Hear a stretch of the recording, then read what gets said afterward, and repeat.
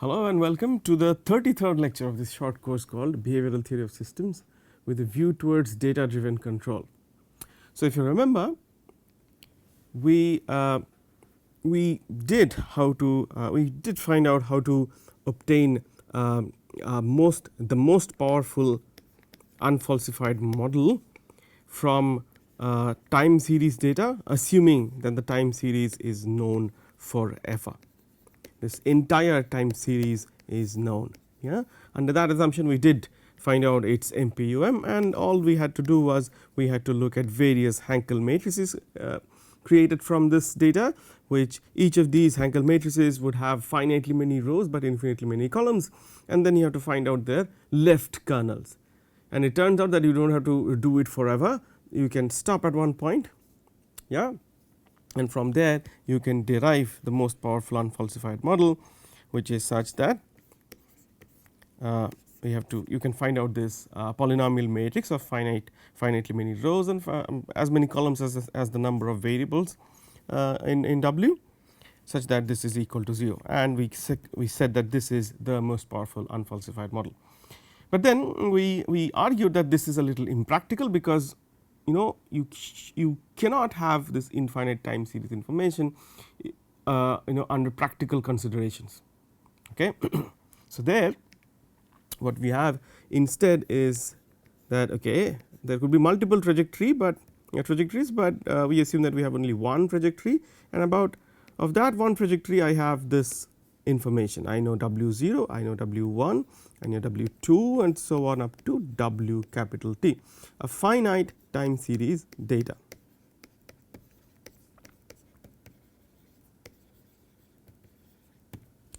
Okay, and from there I want to find out not just the MPUM that explains this data, but rather I am assuming that B is the underlying behavior, which is the kernel of some kernel representation matrix, and I know that the W that of which I have this data, from which I have this data, that W belongs to this B, and I want to identify this B. I want to find out this B that generated this data. How do I do that? Well, once again, from this data you can construct these finite sized Hankel matrices, which would have, let me write down the definition of this guy. We start from W0 and go all the way up to Wk, and then here we have W1 and we go all the way up to Wk plus 1, and then we move in such a way that finally I end up at Wt. Of course, this then has to be Wt minus k.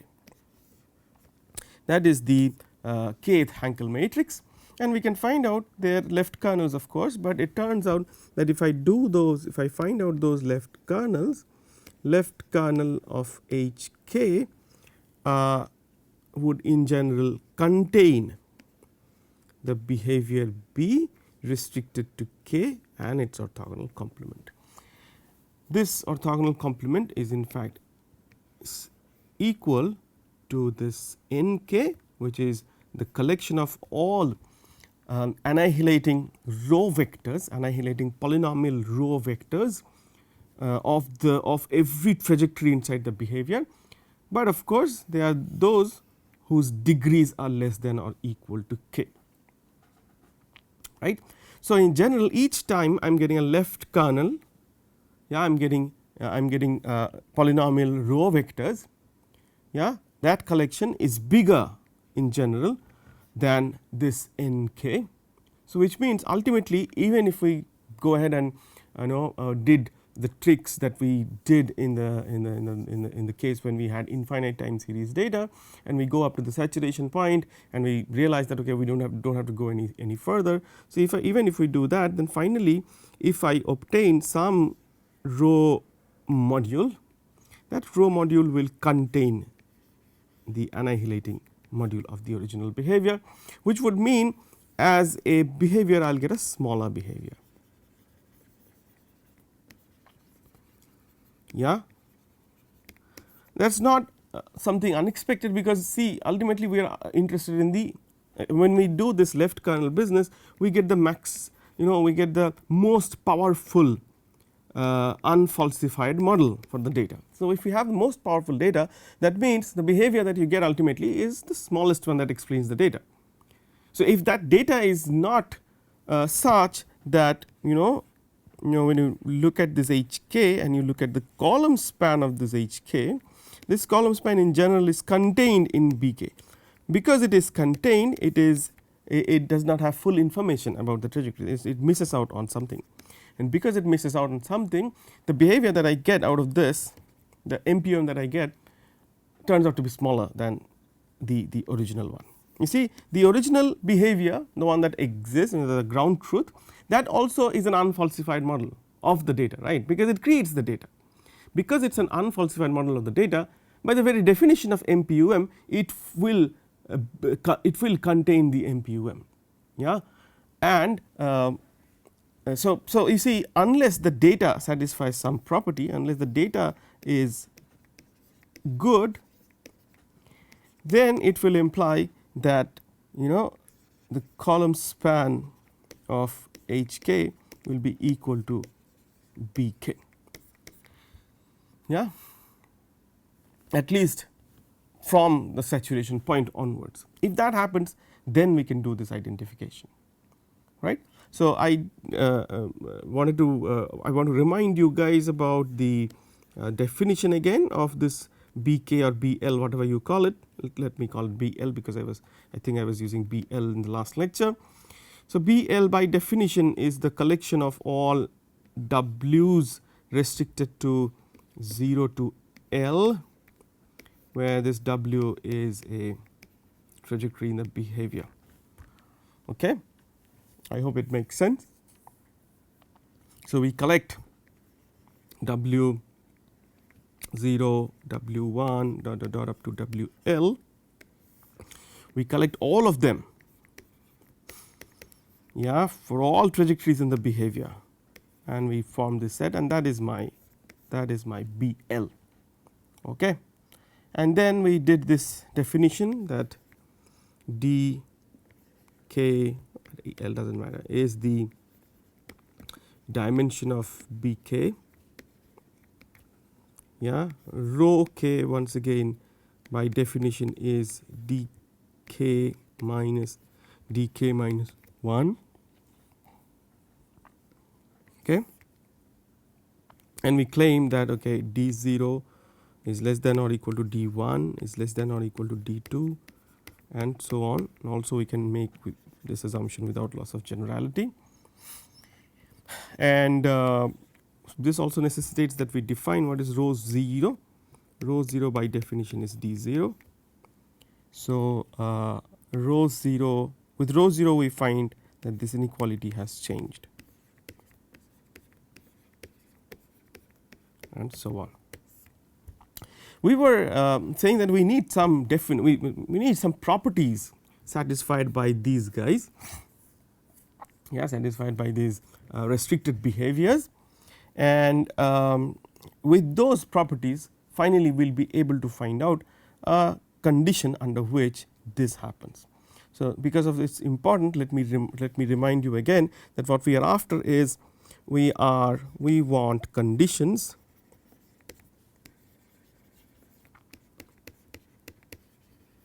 on the data that guarantees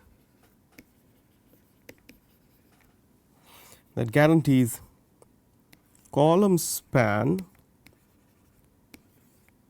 of HL is equal to BL.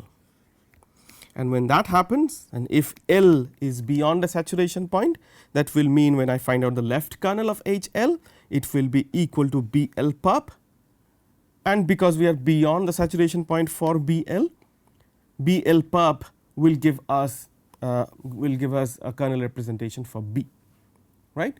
So, this is the final, the goal that we would like to achieve, yeah, and what we are after now is to figure out conditions on D which will guarantee that this goal is achieved. Okay. But as I said, for that we need to figure out certain certain properties of this bk, and the first one being we would like to characterize this dk, and I said that this dk will turn out to be equal to k plus 1 times m plus m0 plus m1 plus dot dot dot up to mk.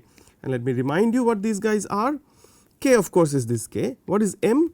M is the input cardinality of the system.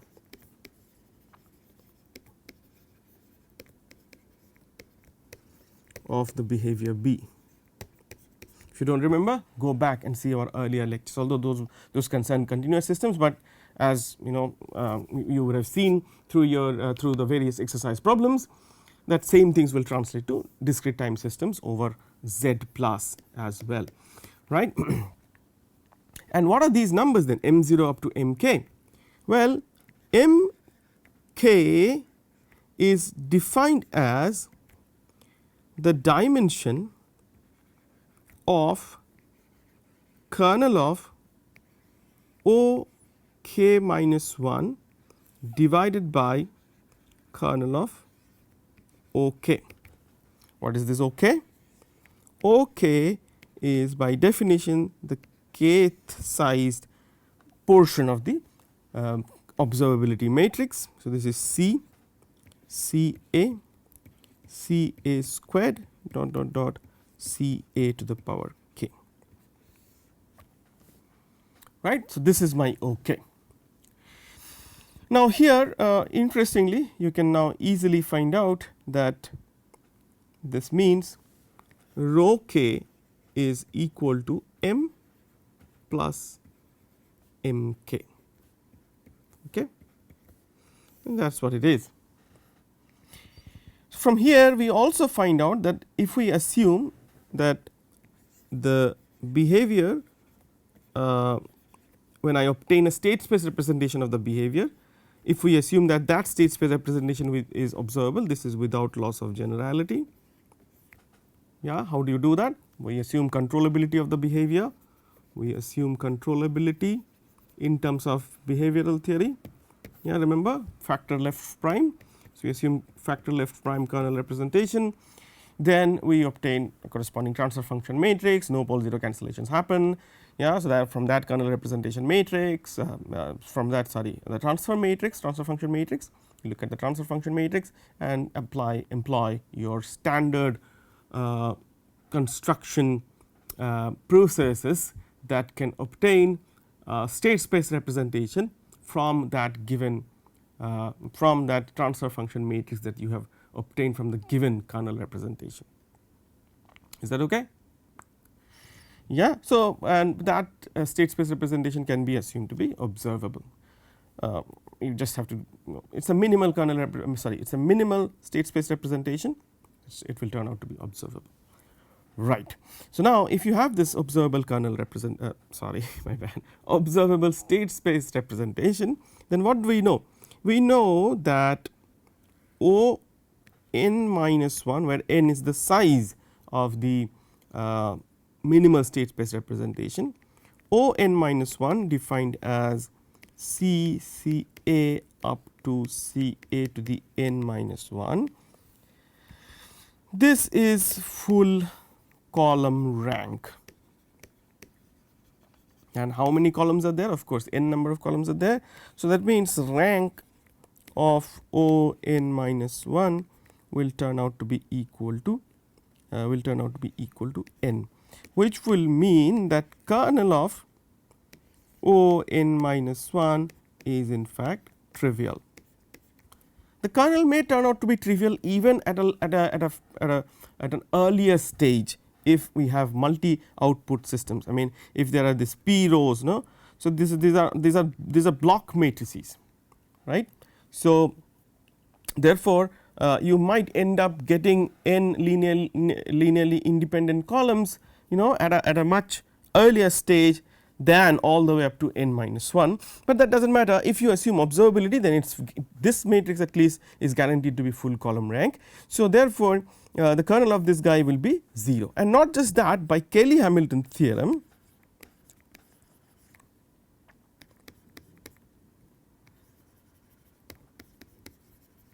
by Cayley-Hamilton theorem, it will also follow that kernel of OK will be equal to 0 for all k bigger than or equal to n minus 1.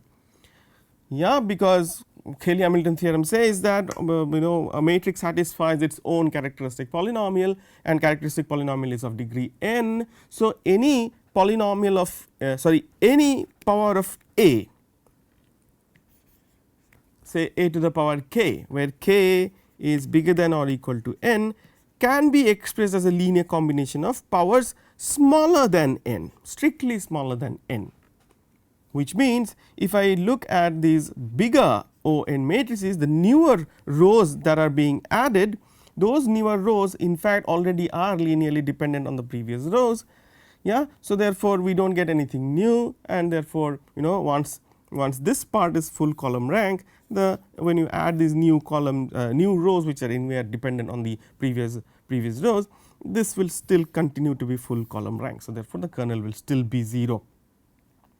Now, if the kernel is always 0, then that means these numbers that we have defined m k, right. What was the number m k?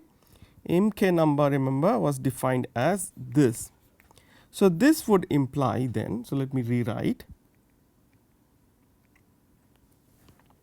m k by definition is dimension of kernel of O k minus 1 divided by kernel of O k. Now, suppose k is bigger than or equal to n minus 1. Sorry, do I have to go to n minus 1? No, I have to go to n. Say k is bigger than or equal to n. In that case, what do I have? I have kernel of O k minus 1. This obviously implies that k minus 1 is bigger than or equal to n minus 1. So, therefore, this would imply kernel O k minus 1 is 0, is not it? Because it is it is O n minus 1, this guy is at least n minus 1 or bigger. Yeah, even if it is n minus 1, the kernel is 0. If you go even beyond, of course, it is going to be 0, and also kernel of O k, that is also 0. So, both these guys above and below, both of them are 0 subspaces. So, when you look at their quotient, you once again get 0. So, that means the dimension will turn out to be 0.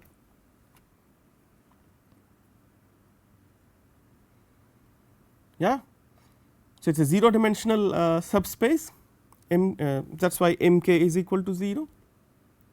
Okay. Further on, so that means when you look at this rho k business, which is equal to m plus m k, if you look at the limit of rho k, yeah, you see,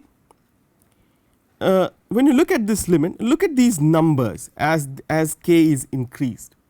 The saturation now becomes obvious, because as you go ahead, for large enough for all k bigger than or equal to n. So, the moment you hit n, you get 0. You can achieve 0 even before, of course, because this kernel can, this matrix O k can become full column rank even before k equal to n minus 1, as I have said before. But at least when you go to k, it is guaranteed to be 0. So, beyond k it is all 0. So, that means this guy will always be equal to m plus m k, k bigger than or equal to n. Yeah, if that is so, and this is equal to 0, so this is equal to m. So, that means you see this convergence becomes obvious now the moment we have this characterization for these numbers rho k, for these invariants rho k. Yeah, and also interestingly, this rho infinity that we were defining, right, rho infinity in fact is equal to the input cardinality.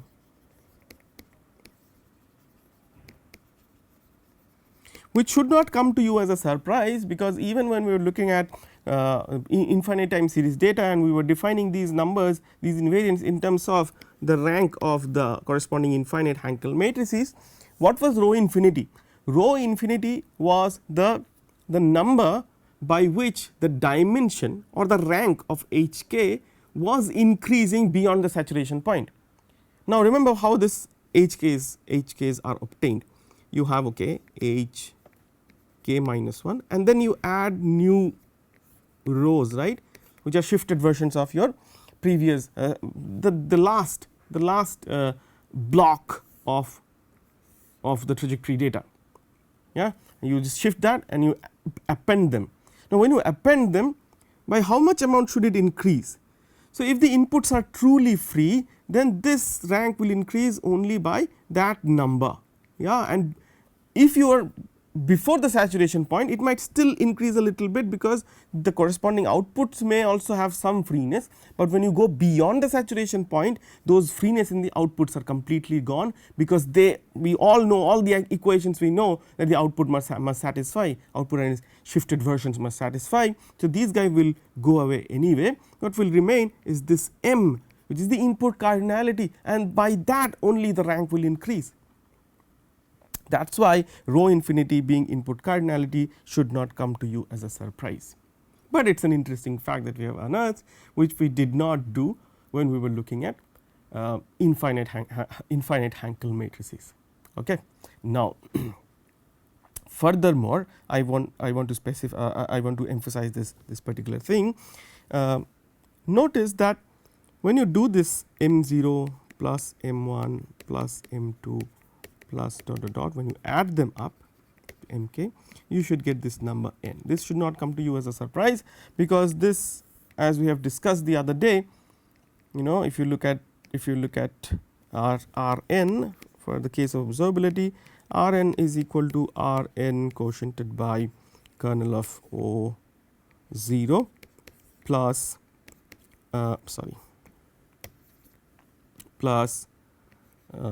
kernel of O0 by kernel of O1, direct sum dot dot dot direct sum kernel OK minus 1 kernel OK. I do not have to go beyond that, because beyond that all those are 0 subspaces.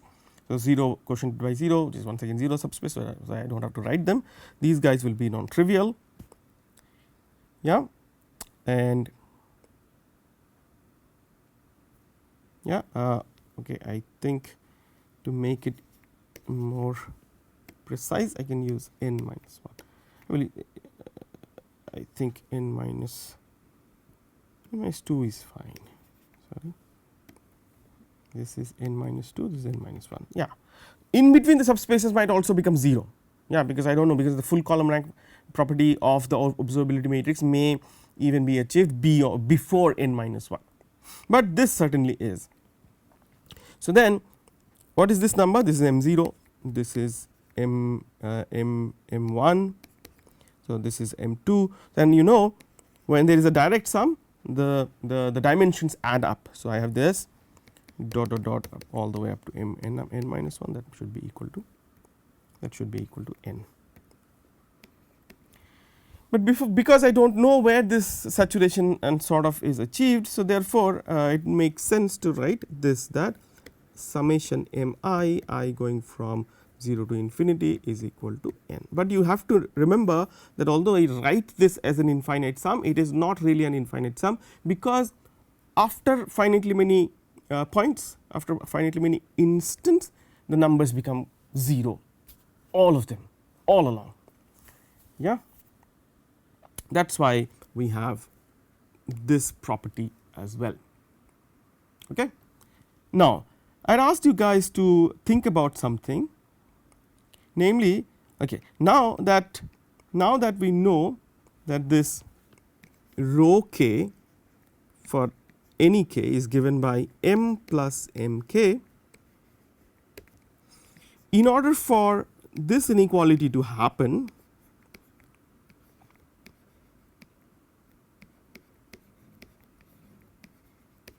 yeah, in order for these inequalities to happen, that rho k is a non increasing sequence, it is the same as saying Mk is a non increasing sequence.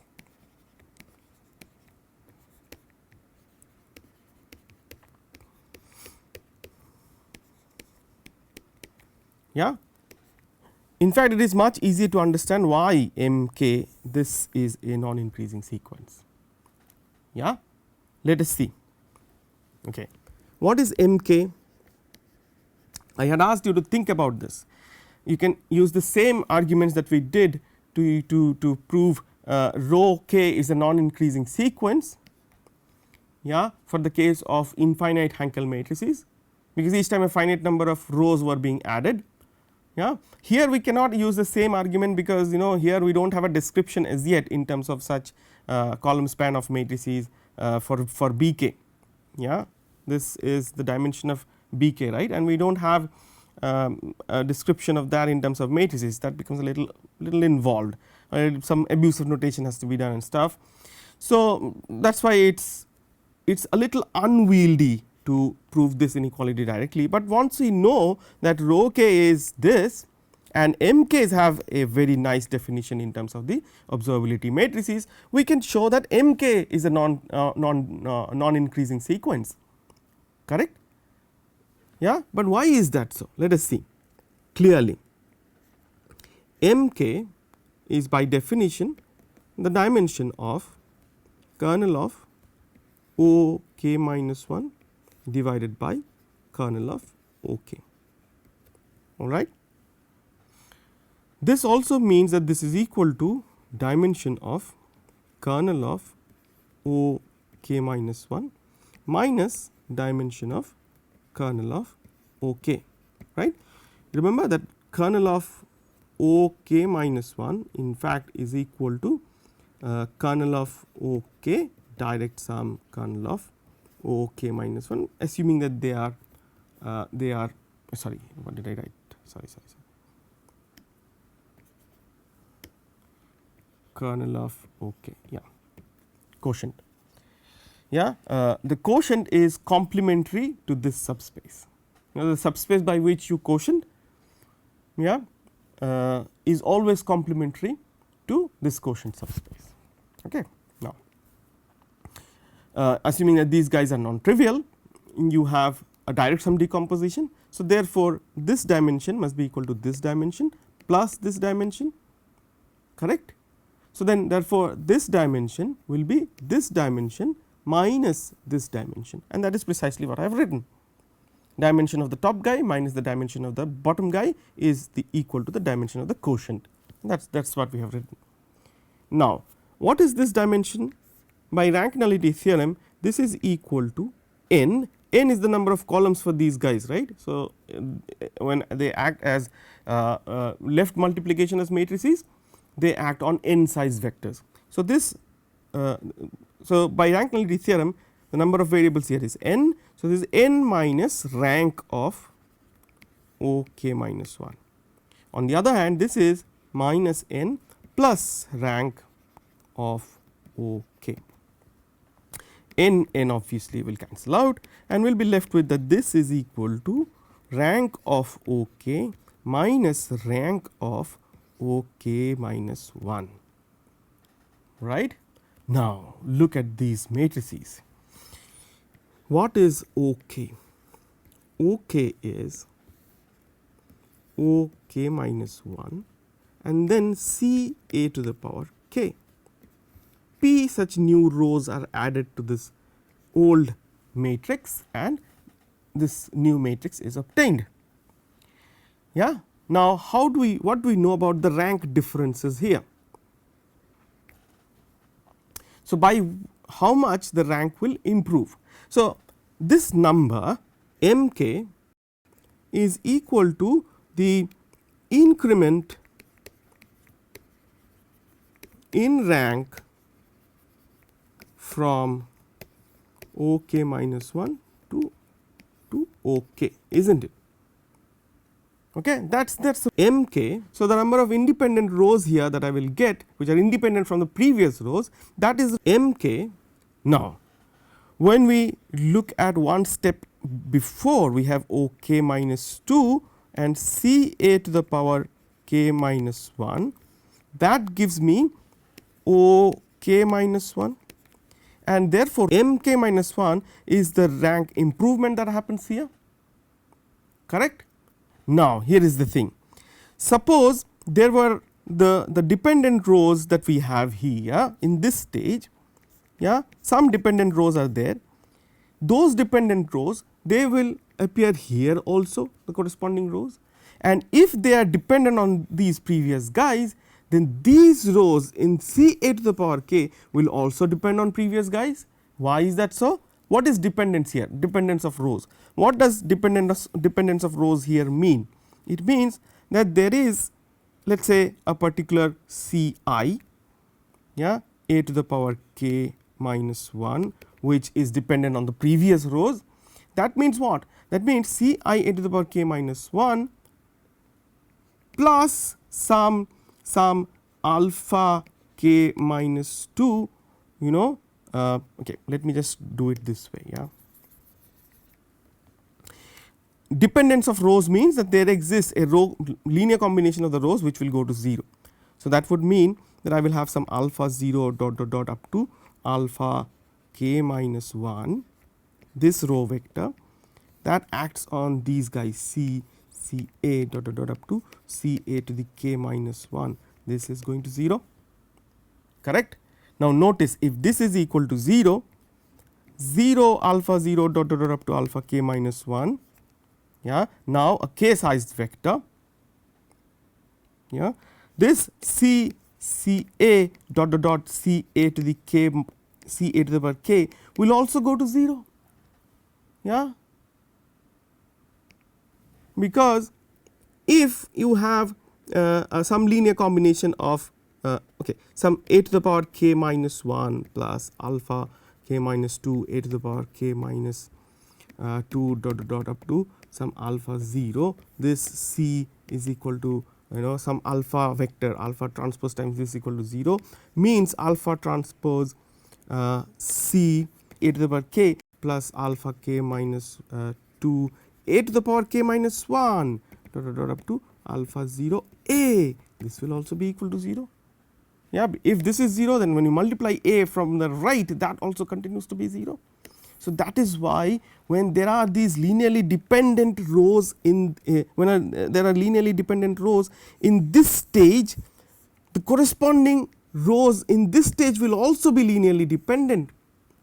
Yeah. So therefore the rank improvement that had happened from OK minus 1 OK minus 1 to, sorry, OK minus 2 to OK minus 1, yeah, it is at most those many linearly independent rows I will get when I go from here to here, yeah, not more than that. But there could still be more dependence which were not there before, you know, because there could be some pure dependence here in terms of this a to the power k, yeah, which might not have been there before.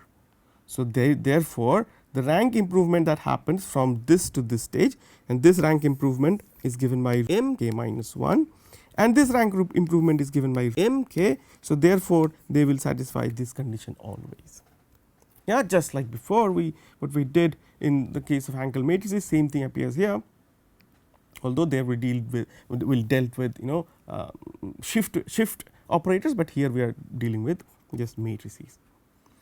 What will be interesting is to know what is the dimension when k is beyond the saturation point.